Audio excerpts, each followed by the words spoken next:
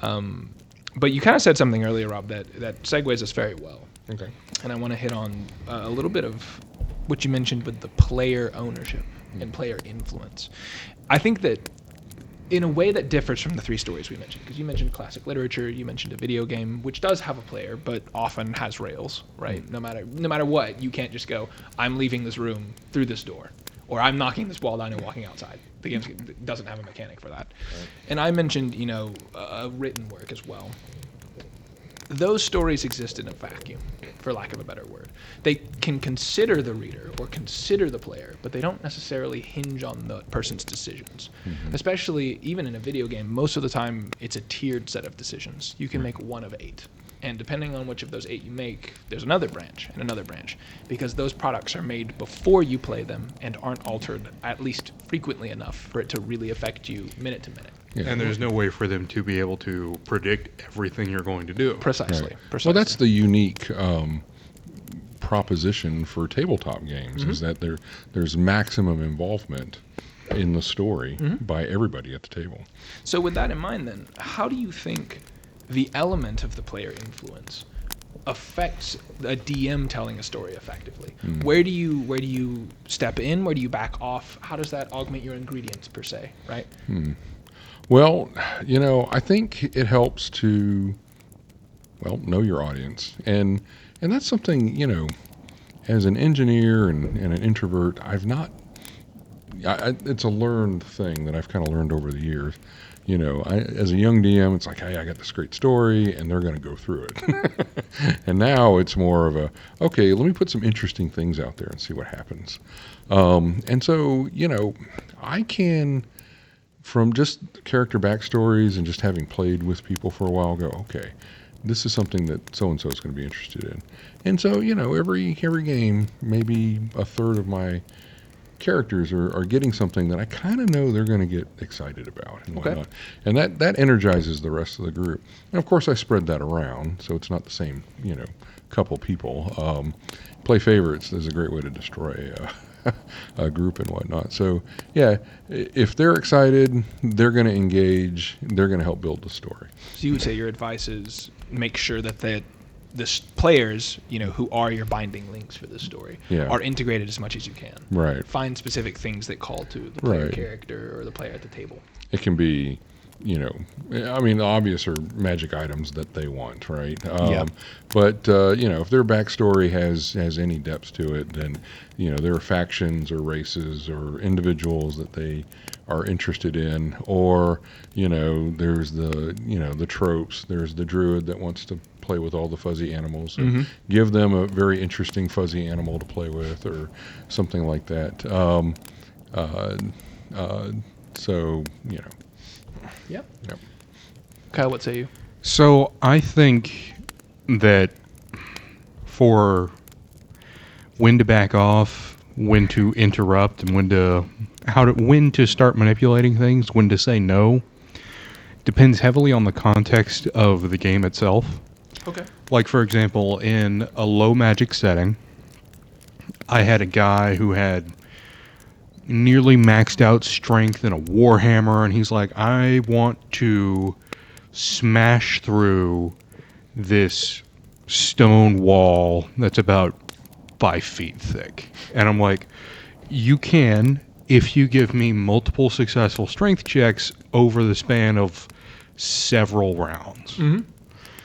But then in a really, really high magic setting, like ridiculously high magic, I had a guy who was playing a monk, and he had this magic MacGuffin dust stuff that he was kind of using as hand chalk at the time. And he told me, okay, so we know this stuff interacts with magic. I'm a monk. I can catch projectiles. That is specifically a magic projectile. Can I catch it? And my response was, you have enough things that would technically make it work, and this is a high magic setting. If you can give me a good enough roll, then yes. Okay. And he did. And he did it so much that it became its own mechanic. So at a certain point, it comes down to what is reasonable for the world you're in. Sure.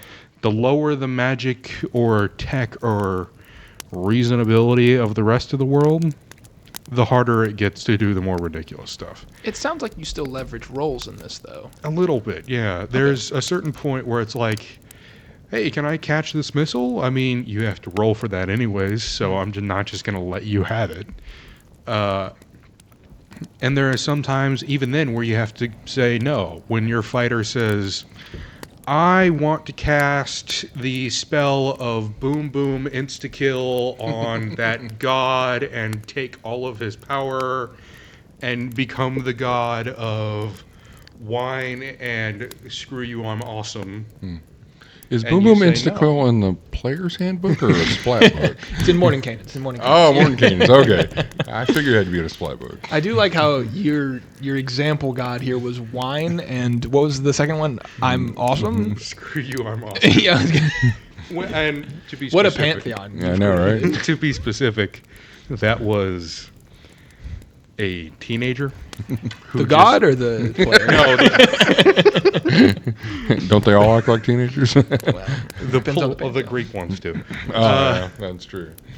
The player specifically was a teenager and hadn't played D&D before, had seen the other guys do ridiculous things, and he's like, well, I know it's not part of my class, but I'm going to cast a spell.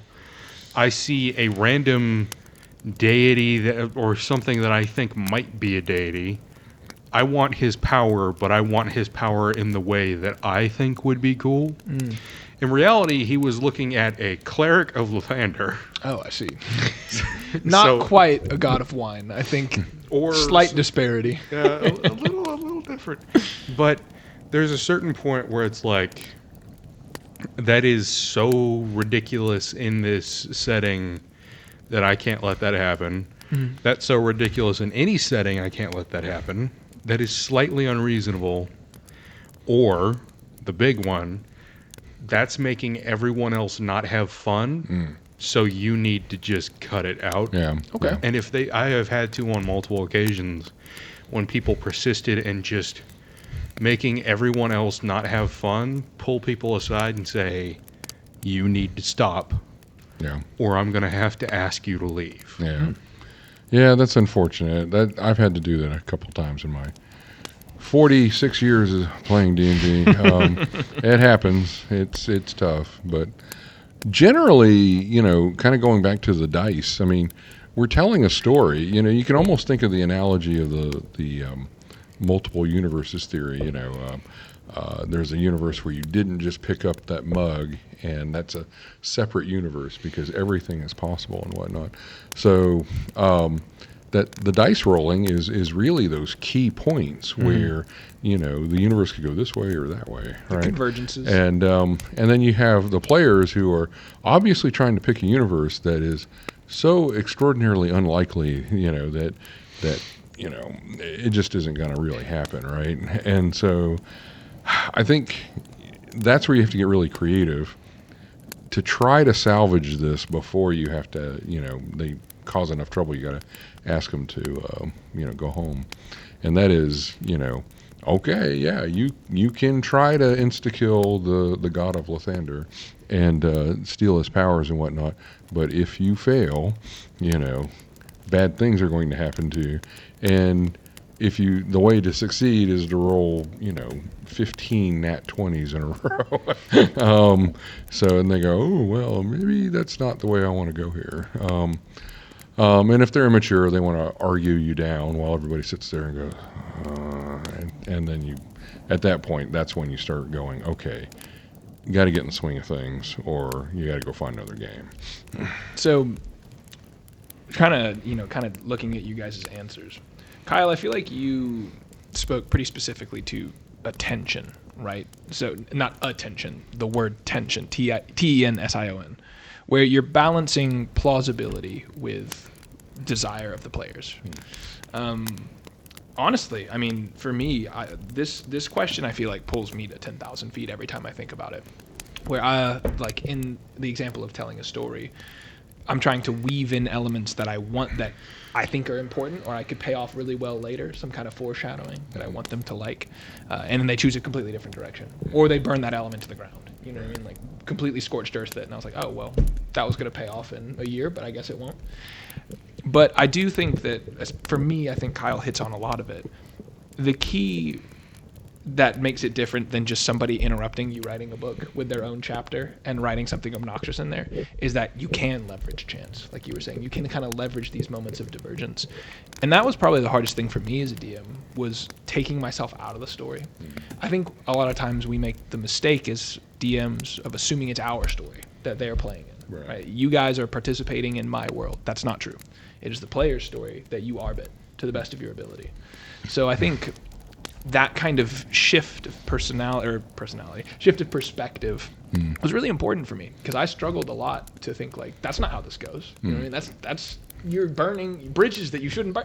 But ultimately, all you're laying out are the pieces. Right. And the players get to play with them. Even if they look like the toddlers ramming the square peg into the round hole, it's still their game. But, you know, I want to modify that a little bit. It can't be their story and you're just arbitrating it. It's got to be your story too. It's got to be fun for you too. So It's a shared story. It's everyone's world, and it's everyone's But I story totally get to your a certain point degree. that you can't railroad them. Well, I don't even just mean railroad. I mean, let me put it like this way. Let me give you an analogy. Okay. I think I made the misunderstanding of thinking I was building out, a puzzle or something. I was laying out these pieces. They were for the players to look at one at a time, figure out where they think they go, and place them down. And in reality, I'm going to go back to the toddler thing. I'm just carving round pegs and square holes, and they're my pegs and holes to make. I can make them as fun as I want, as little as I want, as difficult as I want them to be. But ultimately, where they go is up to the players, even if they really do want to ram the square into the circle. Well, I'm thinking of a great story Okay. that happened in our epic. So if you haven't seen Is episode this when you were on the Ark? Oh. No, he was with Gilgamesh. No, yeah. Well, which one? And was they were first? so much cooler than you two. What was the guy's name? The guy. It starts with an E. The guy that starts with an E. I think it starts with an E. It's Gilgamesh's buddy. They're like kind of weird. Oh. I can't remember his name. They do a lot of wrestling and they talk a lot about each other. Oh. But his name is Enkidu. Okay. Look at that. See that? There we go. That was a big pull. Think you do. If you guys haven't read the story of Gilgamesh and Enkidu, great warriors. Like I said, they write poems about each other. They're actually kind of gas. I'm not gonna lie. Considering that's from, what, Babylonian time? Mesopotamian, so actually Mesopotamian. pre-Babylonian. Wow. I think we're safe in the spoiler. No, I know I just spoiled that for literally almost all of We're you. dropping some serious knowledge in this this podcast. Hey, look it up. Kingdom of Ur.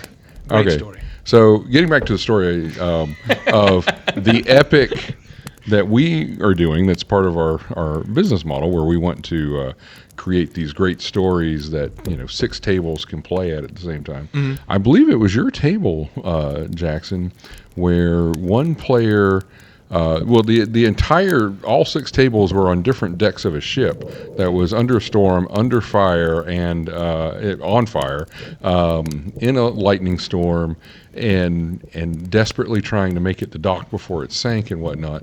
And one particular player wanted to jump out of the boat, and he was a teenager, and with rope in hand, and swim this 3-masted schooner that had at least 50 people on it to the harbor. That he did. Okay. Shirtless, mind you. That he made sure to make the move first. He tore his shirt There were girls at the table, so. to prepare for this action. Not his actual shirt. Which, again, if you want to bring the role play off the table, that's always a good way to buy everyone in. Just tear your shirt. So in Gilgamesh fashion, right? Yeah, exactly. Just tying it right in. And so I don't remember. Did you adjudicate it, or I did? Okay, it was you. Yeah. That okay? Yeah, you can do that. And give me a roll. And yes, you've moved the boat 5 feet closer to shore. So I mean, there are the times when a player wants to do something completely insane. You give them a small victory. They and he was super stoked that he moved it out, because I remember him coming and describing some of this to me as the head DM for this epic, and he wanted it announced to all the other tables and whatnot, which I did. Oh, yeah. And and of course every table got a kick out of that. and then everybody went back to doing actual effectual things to put out the fire and get the boat to You got the. a 22 on that strength check. Was it that good? It was a good roll. Yeah, I he had mean, +3 in a roll what on was he 19. playing? Do you He was a recall? barbarian. Okay, so Wasn't he playing like a riff on He-Man? It was less than a riff on He-Man. It was It was more or He-Man. less He-Man, which Okay. is hence the shirt ripping. I think Okay. was where that came in. It was like He-Man. Sure, and, He-Man doesn't have a shirt to rip. before he That's jumped in, did he shout by the power of Grayskull? no, or? because he was like He-Man and Hulk Hogan. Oh, it was okay. like both of them at the same. Well, Which I mean, given that he was 15, how would he even know Thought he'd be He-Man? 14. well, I think it's more the archetype. Yeah. You get what I mean? The brawlic man of action. Few words. Okay. That doesn't wear a shirt and has a big sword. Yeah. Okay. Well, I can see a 15-year-old boy wanting to play that character.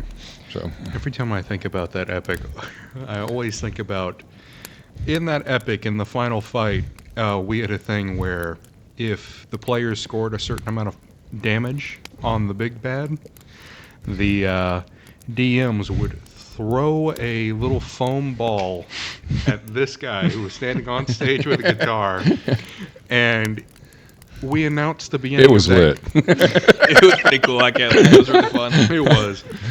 When we announced that fight was happening, you said, "Kyle, I know you're waiting for this. Don't throw too hard." Yeah. I had walked over to my backpack on the other side of the room, pulled out a Nerf gun with a folding stock, and just Oh yeah. on the way back to the table, and never actually shot him with it. It was just there for the joke. I mean, you have to picture in my mind, like, I'm not a performer at heart. I have maybe the ability to do so. But Oh, I have don't be not the practice. don't be modest. So I'm sitting there trying to remember the words to this, like, what would you call it? A diatribe, maybe? It's a spoken word. Like a sonnet, maybe? Yeah. So Some kind of poem. Yeah, the BBG's poem. Yeah. While I'm also playing the guitar, and in the corner of my eye, while I'm trying to deliver this performance, Kyle is pointing a Nerf gun at my head, and I'm having to just concentrate. It's genuinely an IRL concentration check. I'm like trying not to get. If he fires, I can't let it interrupt me because there's this rhythm I have to hold. It was in my head. I oh couldn't my lie. god. And when I did throw a foam ball, I did hit him right on the strings of the guitar. Yes, you did, and it did accidentally mess me up, like genuinely. I honestly didn't feel those foam balls before y'all threw them. I thought they were gonna be way heavier. I thought you guys were about to pelt me. Oh no, I specifically got ones that were too light to do any damage. So. Yeah, I mean they were. It was almost like pillow stuffing. I know. Yeah, Like styrofoam so- peanuts or something. I was Yeah, a little worried that solid they were too pillow light to make stuffing. it to you. You know, so I mean, there was some difficulty from the back of the room, I think. But actually, from the back of the room, they went over his head. They had Yeah. difficulty aiming. Yeah, oh my, that was a fun night. that was a I fun can't one. wait till we do the next one. And I think I think it represents a great example of kind of all we've been talking about, where on top of all of this, there was an intangible, and we mentioned it in the first episode and probably the second episode. But I think what really drove that playtest to be so unique and so fun was just the energy. It's completely different telling a story to 5 people and telling it to 30 people, all of whom are engaged, Yeah. right? And when people are buying in and they're shouting at me from the stage or they're, diving, cheering as the guy Yeah. dives into Yeah. the water, it gives you this boost of engagement and this boost of fun that is so hard to get. I think that's really why theater is what it is. Yeah. It's not just that watching a performance is interesting, Right. but it's sitting in a crowd of other people experiencing that performance really ties you into the moment. Exactly. It's that extra energy and whatnot. It's a bit like being at a con, I would say. Yeah. But imagine if you went to a con with, instead of say 5 other people, you went with 30. Yeah. Yeah. I when I was pitching the business idea to the game stores, I would say if you have a D&D game, it's like having a dinner party. Our thing is a kegger. So it's not quite that wild, but there's definitely a lot more enthusiasm when you get 30 people all pulling towards the same goal as opposed to 5. I mean, in a good D&D game, everyone feeds off each other's energy, for Right. lack of a better term. Mm-hmm. So when everyone's having a good time, everyone's having a good time. Right. With maybe 1 or 2 exceptions, but also if everyone's if there's two people hating the story, it starts to spread, and if the DM is tired and just sick of whatever he's doing, Right. the players are going to notice, and they're going to go, Yeah. man, I don't like this. Yeah. All the more reason, make sure the DM's happy too. Yeah. Happy DM, happy game. And that is part of why the DM is a player too. Yeah. The operating system on your computer cannot get mad at you. The pages of a book are not going to be annoyed, but the guy on the other side of the screen can be pissed off, and it's going to hurt everyone. Yep. Well said. Yeah, I got no addendum to that. Yep. Um, That might be a good time to tie off and go to the next question. that's exactly what I'm about to do. Yeah, just before we piss him off. You know? Yeah. No one's having any fun. It's like, Kyle, you can just drop the mic now. I think. Question. All right.